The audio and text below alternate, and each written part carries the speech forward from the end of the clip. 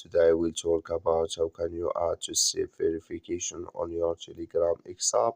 We're going to figure out the solution on how you can do that in your app. All you have to do, so you just go above this side, click on it here. Then it's going to show for you a list like this. Then all you have to do, just click here on settings and come to next step here. Then all you have to do, just go down here so that you click here on privacy and security here.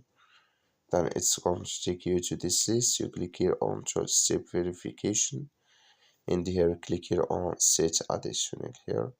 So and enter here password. So for example like this, and you click in this sign. So then you repeat your password here, then you click in this sign here again. So then here your email in the, so then it's going to add with you here when you add your email.